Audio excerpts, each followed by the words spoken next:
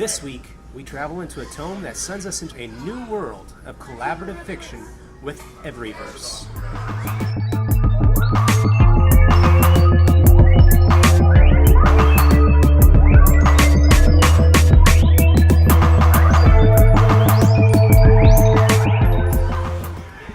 Role-playing gaming has as many descriptions as it has players. To some, it is interactive fiction. To others, it is a shared daydream. For still others, it is a chance to play pretend like a child with the brains of an adult. Most importantly, it is an escape, a chance to cleanse the mind in the stream of another reality, to forget the cares of the daily grind, to realize facets of yourself that may never find expression in real life. All right, well, hi, and thank you so much for reading that for us. This is John, and I'm here for Tome Travelers, and today I'm by myself without my co-hosts. It's just me, but I am here today with Deborah Honig-Parizic. And she is here with her RPG, EVERYVERSE. And today we're actually out in public. We're at a local board game. I guess it's not really a pub, but it's more like a cafe. Board game cafe, yeah, called Tea and Victory in Houston, Texas, which is a really nice location. I really enjoy coming out here. So we're going to go ahead and get started on this. This is our first actual sit down for this show with a game creator. Usually we do our game creators on our Dice Warriors show. But today we're going to delve into it here for Tome Travelers because this one I think fits better with that show. So getting started, usually when we do these games, we always set up moments that everybody might remember from game history or history in general when we do these shows or when the book came out. Now you and I have now talked. We've been sitting here and talking for a while at the location. But here's things from the game, as far as I could see, released in March of 2016. That was your Kickstarter. That was when the Kickstarter ended. Yes. Yeah. So that year wasn't that long ago, but just to get people back in the mindset of it. So that was the Super Tuesday. It was in that month for the primary elections in March 2016, and the presidential candidates of Hillary Clinton and Donald Trump were cemented for the election that month. Okay. We have the Batman vs. Superman movie premiered that month, which was a huge one. The first Zika virus patient was confirmed in the U.S. Oh my. The U.S. astronaut Scott Kelly returned to Earth after being on the International Space Station for 1 year. I had actually forgotten about that one because I remember when he came back to Earth, he was in containment for a long time. Yes. Because there are questions of his immune system, as well as how his body would respond to being back in gravity. Yes, I remember that. So those were like the common events of that year. As far as music goes, and these are some names that are, I'm thinking some of our listeners will know, but not too many other people. One Direction was the top earning musical act of that year. And they're no longer around, but they were a little boy pop group for that year. And for some of the people out there that love memes on the internet and YouTube, that was also the year of the famous Lil Wayne guitar solo that has been mocked and shown a million times since then. Movies, though, of that year. And here's some great movies. Absolutely wonderful movies came out that year. Deadpool was that year. Suicide Squad was that year. Moana came out that year. Oh, wow, yeah. And Rogue One, the Star Wars story, came out that year. Really? It's been that long since Rogue One? And yeah, I was just like, wow, that's great. I was a huge fan of Rogue One. My wife absolutely loves Moana. She, for herself, she feels like that's the first Disney princess she's really identified with. Oh, really? And so, she has never really felt a kinship with any of the previous ones. She was never really into, Belle. A lot of role players and readers love Belle because she read. Cosplayers. And she's never really identified with any of the older princesses or characters, but Moana really hit it for her. So, we're here to talk today about a game that came out, this Kickstarter, that year, and that was EVERYVERSE. So tell me a little bit about the game. Well, it is developed by my late husband, and he began the design process in the mid to the late 1980s. He and a group he started in college played most every game on the market, but they weren't really satisfied. Either the rules were too cumbersome, or the stats were not intuitive, or they wanted to create scenarios based on a movie or a book, and there wasn't really anything to support it. So my late husband did the development. We play tested it through the 90s and the early 2000s, and my husband and his friend Jim always dreamt of publication, but back in the early 2000s, you had to pretty much have a publisher. Yeah. And unlike today, where you can go to print-on-demand sites and use social media to get the word out. Mm-hmm. And so now that I've been laid off from my job as an IT professional, I have the time to devote to getting things published and doing said social media advertising. Yeah. And because I remember, we've talked about this, and when I first got started, it was actually, and you're using them now, but when I first got started, and Lulu was a name for publishing here in the U.S., I was looking at, for one of the books I was publishing, I was looking at $80 a copy, for a hardbound colored book. Yes. And that's just, for most role players and role-playing groups, that's not feasible. No. It's a whole different world out there. And nowadays, social media, print on demand, PDF through drive-through RPG or RPG.net. Yes. Those are strong ways to go about it. Yes, I know when I first started that Kickstarter, everybody's asking me, where's my Kickstarter? And do you know about Drive-Through RPG? And so I went out there and set everything up out there. So that's where you can get the EVERYVERSE RPG PDF and hard and soft cover books. Yeah. And then Lulu for the ebook. And so you mentioned your husband, so he was the original creator for EVERYVERSE, and it was a gaming group that y'all had together and set up your own rules. Yes, he started it in college. I didn't really join until maybe the mid 80s or something like that.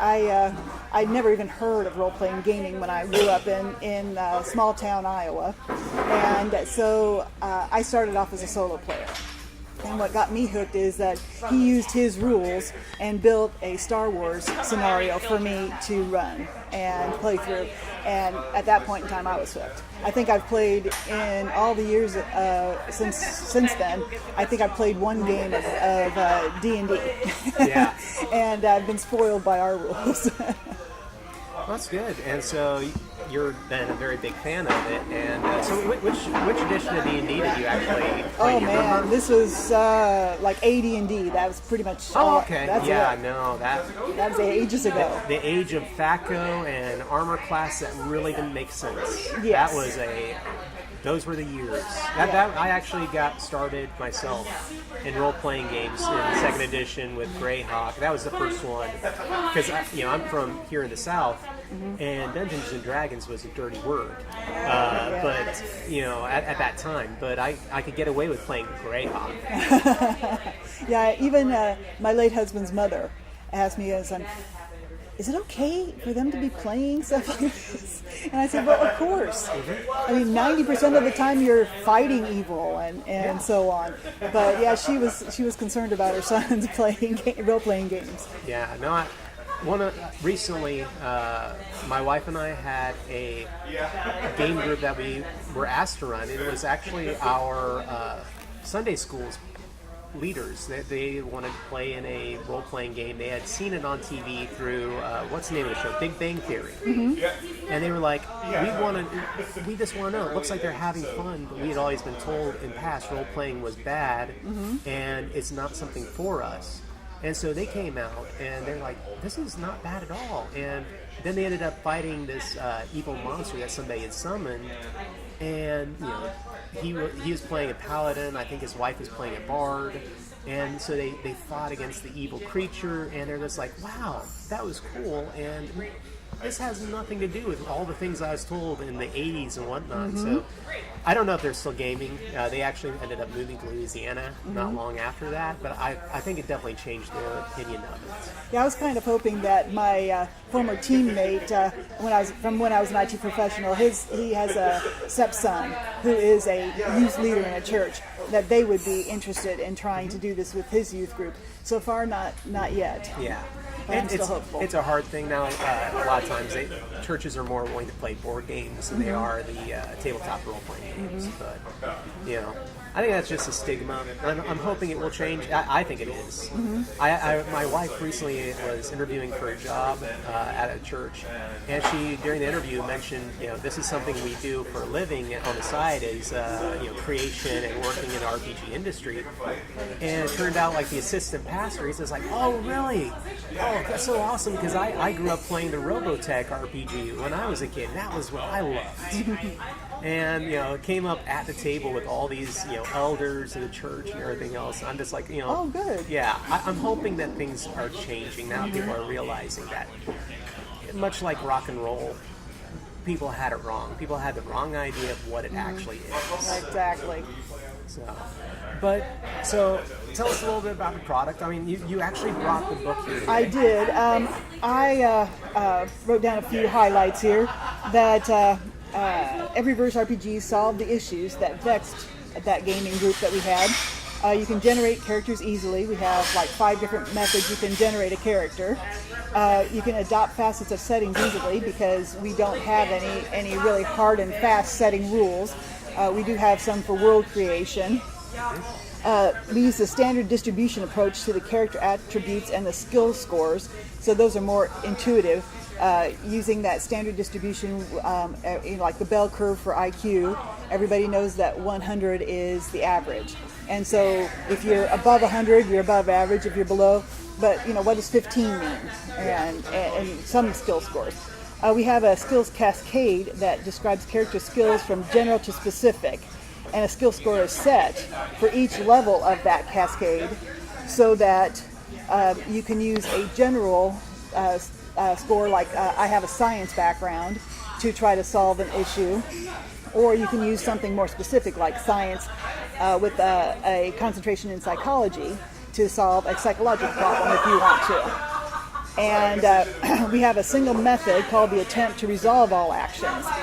And the attempt is, I have the format here, it's just attempt to do whatever action, the applicable skill or score that you're going to use, and any plus or minus modifiers, and the type of attempt, like, if it's dangerous or whatever.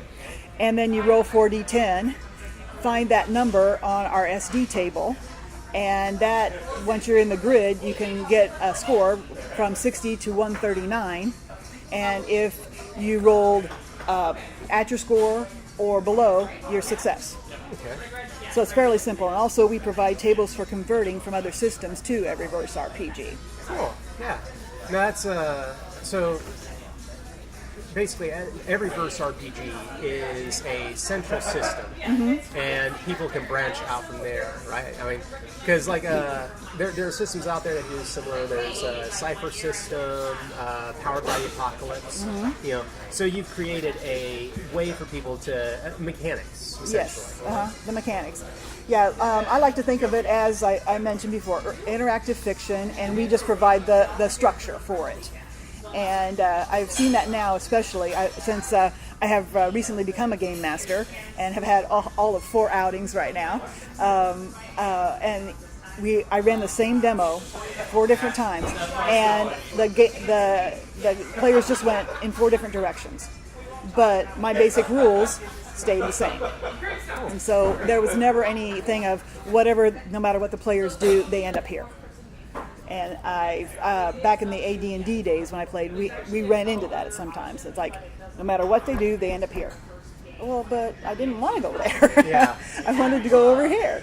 So that was one of the things I think that having it so open. We had one person give us a review that said the only limitation is the player's imagination. And I was very pleased to get that. That was part of a review from science fiction, fantasy author Wen Spencer. Oh, sweet, yeah. So she is a player, I believe, out in Hawaii with the Hawaii group that really enjoys the game. Good. Yeah, that's, in a lot of the RPGs right now, there seems to be a separation a lot of times in the crowd. There's the rules heavy crunch guys that I call them either railroading or keyhole guys, because they want you to go for a specific answer to every problem that they've created. And if you don't do it, you don't get to proceed. Yeah. So you got to get through the keyhole, you got to stay on the railroads. But then there is this more diverse storytelling crowd where it isn't about finding that keyhole or staying on the tracks that have been provided for you. It's about what can you do with your imagination, what can you explore. And so you feel this game fits more in that category? I do, definitely. And as a game master, I come with a plan.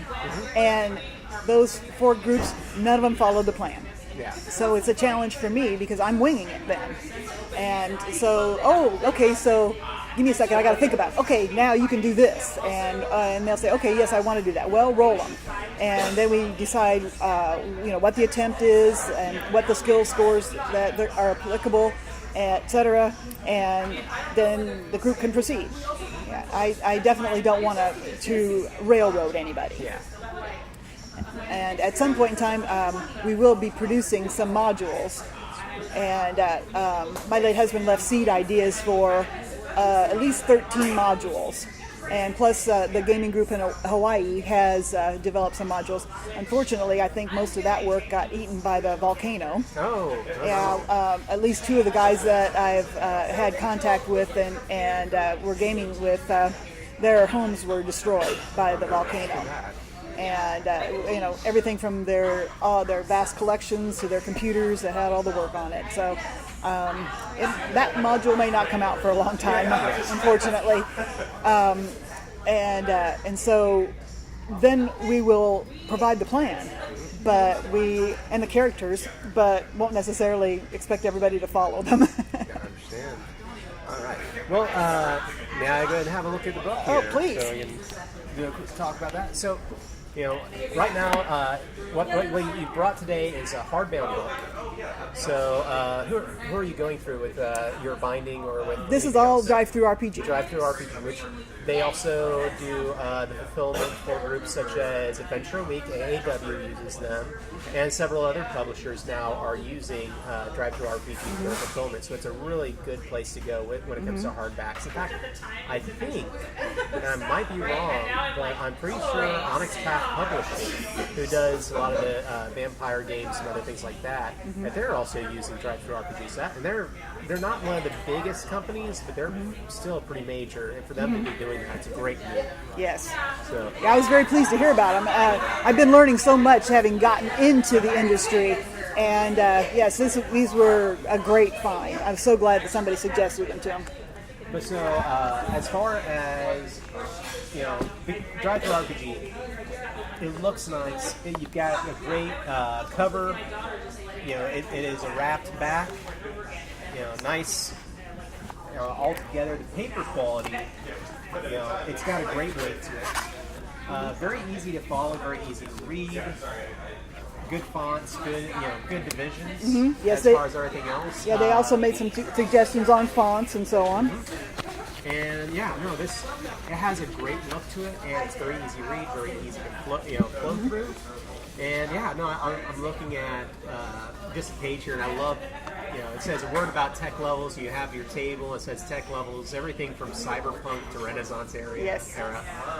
And of course, I'm just like, my brain immediately starts thinking, because right now, Shadowrun, which is a huge cyberpunk RPG, has gone into another iteration with another publisher. And at the same time, we have Cyberpunk. The Cyberpunk is coming out with a video game, and people are getting interested in that market all over again. And so, I see that on here, and it's like, oh, sweet. I can do something with that in this system. Yeah, there's a third book that will be coming out hopefully soon. And it is just a few thoughts on each of those certain tech levels, so we call it future history. Ah, cool. And Yeah, so definitely. 10,000 years worth of history from more or less contemporary to what could happen up into 10,000 years in the future. I also have some character sheets here that these are what I've been using in the current demos. And so you can see that one of the ways to generate a character is just to have the game master say, I want everybody to have a quality of a certain score. So this one was developed with 110, and then you can you have pairs of scores that set up the whole attribute list.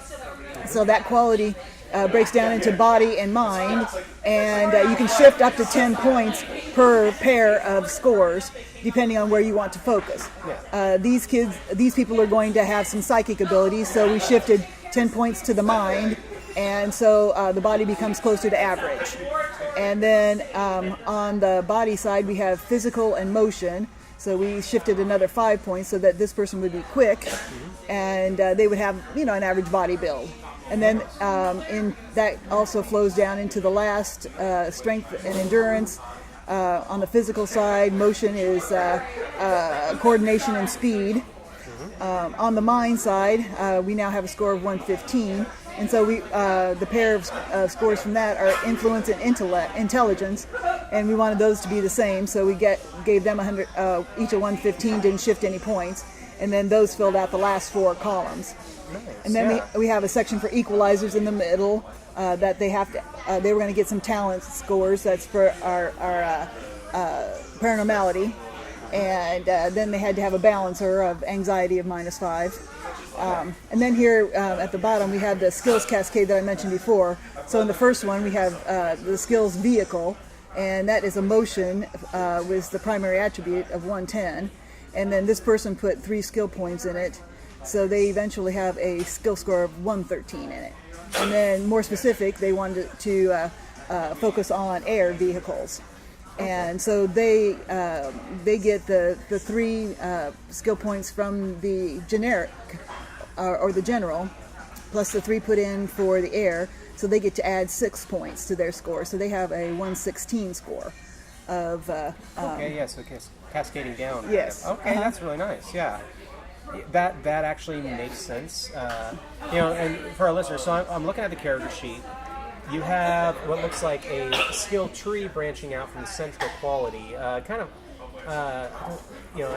really know how to describe it, but it reminds me of a lot of different tables and charts that kind of flow outwards, like you would with sports teams and things like that. Going into the mind and body, and then going into different portions from that. So you end up with a different set of different set of attributes out here. Do these ever act in concert together, or is there a point where you're using only body over using, say, physical or motion, or?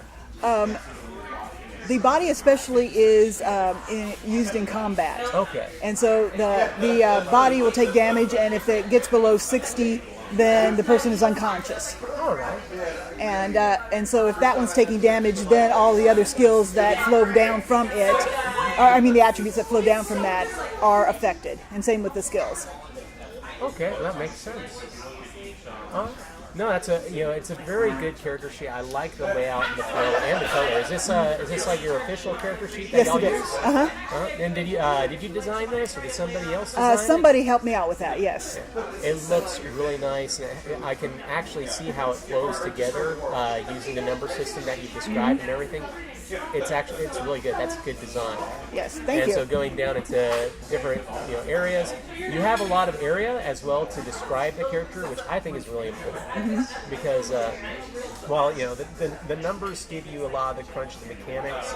I feel like a section where it describes who the character is, it's not so much mechanic based, but just who are they? Male, female, something else. What Right. is their weight? What is their skin? All these things. That's what helps give your character voice and description in your brain. Yes. Yeah, we have a section in here where for character generation, you can also, if the game master doesn't want to assign a quality, you can roll 4d10 and look the number up in the chart here and find some scores within that.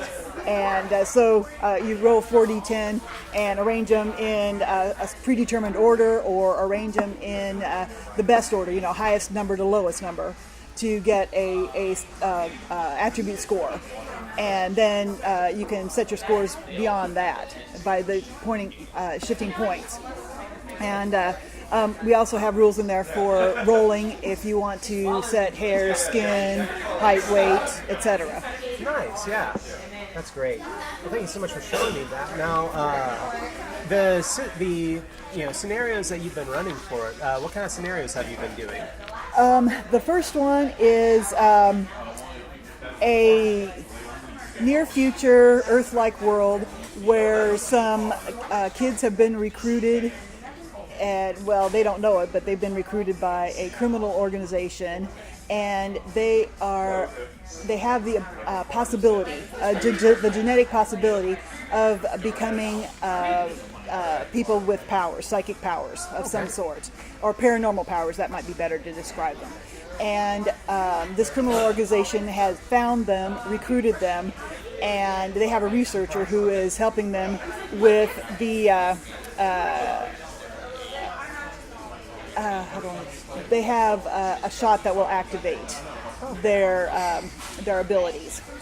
And so let's just say not everybody is working to the way the criminal organization would like. The researcher is not happy about having been, quote, recruited by them, and so she wants to get out, and she wants to use the kids to get out. And some of the demos have gone, like the last one on Free RPG Day, they wanted to leave the researcher behind. Others took the researcher with her and used their abilities to help enhance her body so that she could keep up with them as they were making their escape. The other adventure that I have is a one loosely based on Harry Potter and steampunk, actually. And so a medium receives a vision of possible treasure, and so then she tells friends of hers who are wizards about it, and so they have to find a means in 1876 to travel to Antarctica where the treasure possibly is, and then they will go into a facility and see what they find. Awesome. Well, cool. And so you yourself have ran all those adventures. Do you have anyone else out right now who's helping run any of this, or? Not per se. My friend Jim and his sons came into town to help out with Space City Comic Con. Okay. And so they might do that again. But I would love to have some people who could help me out with going out to the local gaming shops and either running these scenarios or helping me build other ones that could be recurring. Wonderful. All right. And so, where do you feel like seeing the future for EVERYVERSE RPG? Now, we've talked and you said that there's always, there's that on the future a second edition as you move forward, because this did kickstart and you successfully kickstarted. Yes. And so it has been printed and it is out there, and different stores are beginning to carry it here in the area, and it's going to branch out from there. Where would you like to see it go? Oh, I basically want to take over the industry.